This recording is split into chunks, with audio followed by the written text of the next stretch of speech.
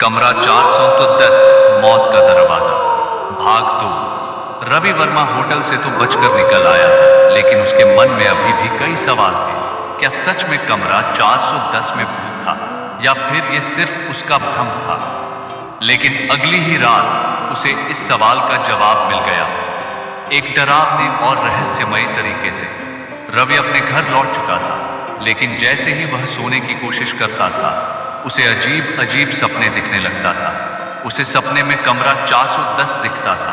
उसकी दीवारों से खून टपक रहा होता है और कमरे के बीचों बीच वही काली परछाई खड़ी रहती है। फिर अचानक उसकी आंखें खुल जाती हैं और उसे महसूस होता है कि कोई उसके कमरे में मौजूद है। एक रात जब रवि सो रहा था, तभी अचानक उसका फोन बज उठा।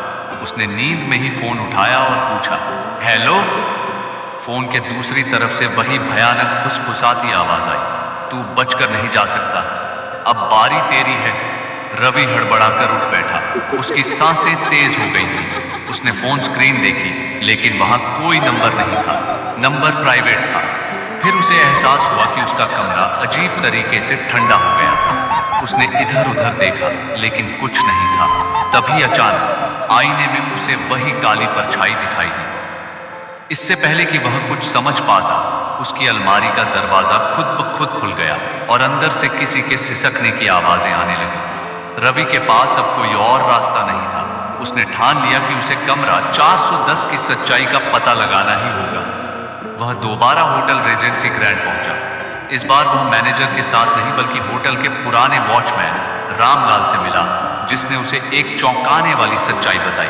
कमरा 410 पहले एक हनीमून सूट था, रामलाल ने बताया, लेकिन एक रात वहां एक पति ने अपनी पत्नी को मार डाला और फिर खुद को फांसी लगा लिया। रवि ने पूछा, लेकिन क्यों?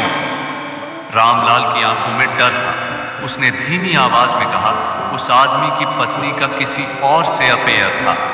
शादी की पहली रात जब पति को यह सच पता चला, तो उसने अपनी पत्नी को बेदर्दी से मार दिया, लेकिन मरने से पहले पत्नी ने पति को श्राप दे दिया, तू भी इस कमरे में हमेशा के लिए कैद रहेगा।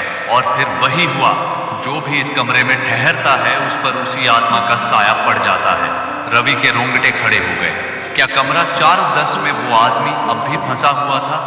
रवि ने हिम्मत करके तय किया कि वह एक बार फिर कमरा 410 में रात बिताएगा, लेकिन इस बार पूरी तैयारी के साथ। रात के 12 बजते ही कमरे में फिर से अजीब घटनाएं होने लगी। लाइट छपकने लगी, फोन बजने लगा और दीवारों से खून रिसने लगा। लेकिन इस बार रवि डरा नहीं। उसने जेब से एक हनुमान चालीसा निकाली और जोर जोर से पढ़ने लगा। तभी कमरे में भयंकर चीखें गूंजने लगी। सामने दीवार पर अचानक एक काले धुएं का भयानक रूप उभरने लगा। वो परछाई गुस्से में चीखी, यह मेरा कमरा है, कोई यहां नहीं रह सकता। रवि ने अपनी आवाज और तेज कर दी। कुछ ही देर में कमरा हिलने लगा, फर्श में दरारें पड़ गई और फिर अचानक सब कुछ शांत हो गया। जब रवि ने आंखें खोली, तो कमरा बिल्कुल सामान्य दिख रहा था। रवि ने राहत की सांस ली और होटल छोड़ दिया।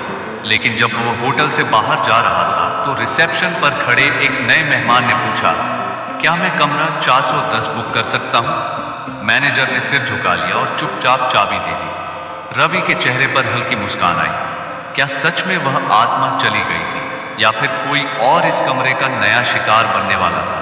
अंत या शायद नहीं।